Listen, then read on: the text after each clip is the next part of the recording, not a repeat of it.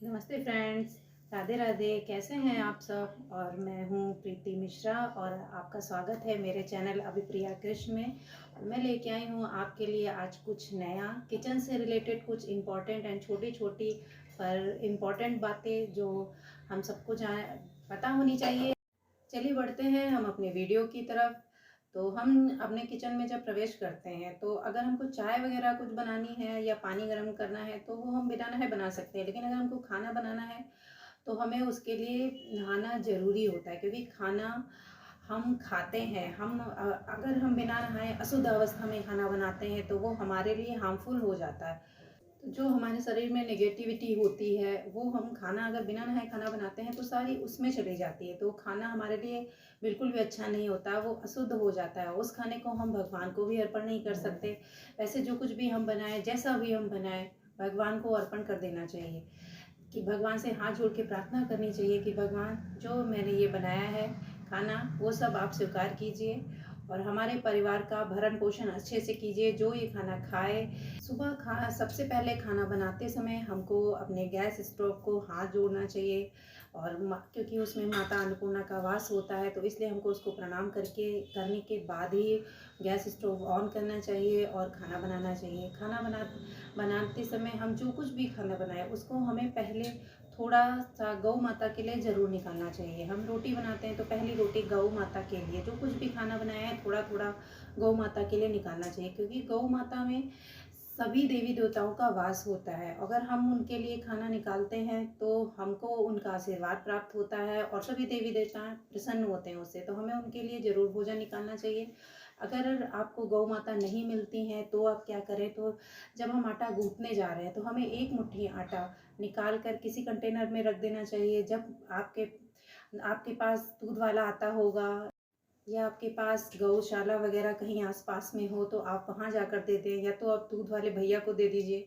अगर फिर भी नहीं होता, ऐसा नहीं हो पा रहा है, तो आप किसी गरीब को दान दे सकते हैं, वो भी आपके लिए बहुत अच्छा होगा।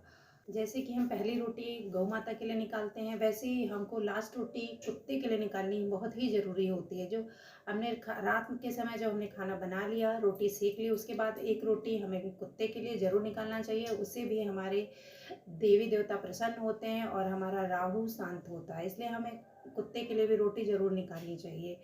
और हमको कभी भी अपने किचन में कोई भी खाना या खाने का सामान यूं ही खुला नहीं छोड़ना चाहिए, क्योंकि उससे खाने में कीटाणु वगैरह तो जाते ही हैं, और अगर कीटाणु नहीं भी जाते हैं तो उसमें निगेटिविटी जाती है जो बिल्कुल भी अच्छी नहीं होती, जो हमारे वातावरण में चारों तरफ घूमती रहती है, हमको दिखाई नहीं पड़ती है, लेकिन अगर खाना खुला हुआ रखा है तो उसमें वो प्रवेश कर जाती है और हम पे वो बहुत बुरा असर डालती है।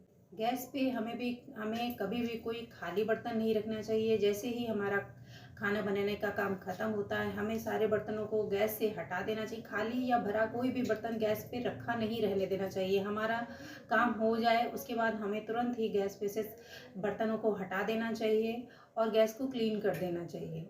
और दूसरी बात यह है कि हमें कभी भी गैस पे प्लेट या थाली नहीं रखनी चाहिए। ये बहुत ही अशुभ होता है। जब कभी किसी की मृत्यु हो जाती है तो जब तावा वगैरह घर पे नहीं चढ़ता है, रोटियां नहीं बनती हैं, तो प्लेट चढ़ती है। प्लेट पे रोटियां उस वक्त बनाई जाती हैं, इसलिए बहुत ही अशुभ होता है। तो प्लेट हमें, थाली कदापि बिल्कुल भी नहीं चढ़ानी चाहिए। सिक्स पॉइंट ये है कि चकला बेलन कभी भी हमें अलग अलग नहीं रखना चाहिए। कभी भी हम उसको जब भी रखें, जब हमारा इस्तेमाल ख़त्म हो जाए तो हमें उसको साथ में ही रखना चाहिए। जैसे ही चौकी जहाँ पे रखते हैं वहीं पे हमको बेलन रखना चाहिए। हमको चकला बेलन को कभी भी जूठे बर्तनों के साथ नहीं धुलना चाहिए। जैसे कि हमारा काम हो गया, हमने सारे बर्तनों के साथ उसको सिंक में डाल दिया, हमको ऐसा बिल्कुल भी नहीं करना चाहिए। हमारा काम खत्म होने के बाद पहले हम चकला बेलन धुल के रख देते हैं, उसके बाद में ही दूसरे बर्तन धुलेंगे। कहते हैं कि चकला बेलन अलग अलग रखने से हम हमारे पति पत्नी के बीच में मनमुटाव हो सकता है। जैसे पति पत्नी एक साथ में रहते हैं, रहना चाहते हैं, उसी तरीके से चकला बेलन है उसको हमेशा साथ में ही रखना चाहिए, अन्यथा प्रॉब्लम्स हो सकती हैं। तो हमें उसको साफ करके एक साथ ही रखना चाहिए। 7 पॉइंट मेरा ये है कि कभी भी किचन में जूठे बर्तनों का ढेर नहीं लगाना चाहिए। जैसे ही हमारा थोड़ा थोड़ा काम होता जाए, थोड़े थोड़े बर्तन हम साफ़ करते रहेंगे तो हम पे काफ़ी बर्डन भी नहीं पड़ेगा कि हाँ इतने सारे बर्तन इकट्ठा हैं, मैं कैसे क्लीन करूँगी। और इतने सारे बर्तनों को जूठा सिंक में भरना भी नहीं चाहिए कि सुबह हमने खाना पीना खाया, सुबह के बर्तन छोड़ दिए, शाम तक पड़े हैं, ऐसा बिल्कुल भी नहीं करना चाहिए। अगर आप बर्तन नहीं धुलते हैं, आपके घर में मेड आती है, तब भी आपको ऐसे नहीं करना चाहिए।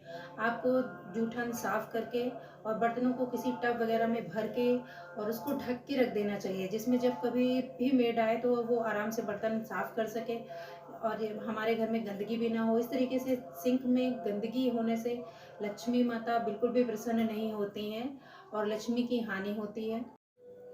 किचन में हमें अपनी साफ़ सफाई का बहुत ज़्यादा ध्यान रखना चाहिए। हमें चप्पलें लेके किचन में कभी नहीं आना चाहिए। खाना बनाते समय में किचन में चप्पलें नहीं लानी चाहिए।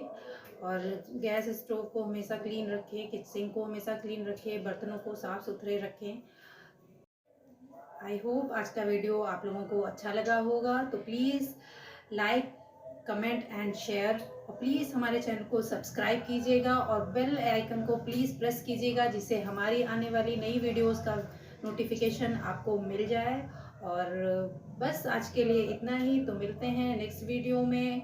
Bye bye.